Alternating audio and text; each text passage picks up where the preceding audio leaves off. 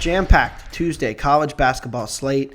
I'm targeting the 9 p.m. big tip-off between North Carolina and Syracuse. The Orange come into this game starting to find their footing a little bit in the ACC after a really poor non-conference. It's one of the youngest teams that Jim Boeheim has ever had in his career at Syracuse, and I think they're getting an overvalued North Carolina team who did just come off of a huge home rivalry win against NC State over the weekend. The problem for Carolina, they just haven't been as good against zone. 2 straight years now, if you look at the synergy data, Carolina's offense much better against man than it's been against zone. When they've seen zone, they've been just slightly above average as an offense altogether. And one of the main reasons, they rely heavily on ball screens. They're not as good as an offensive rebounding team as they were under Roy Williams, and they're not making perimeter shots.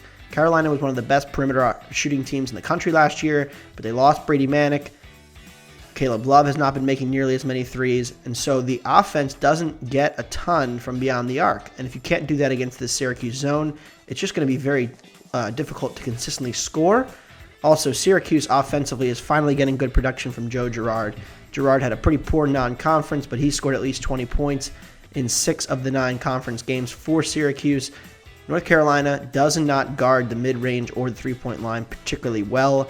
I think the Orange will get a lot of scoring from the perimeter in this matchup, keep this game pretty close. I think it's pretty close to a coin flip game, so give me Syracuse plus 4.5 at home in the Dome against the Tar Heels in this spot. I'd play it at 4 or better.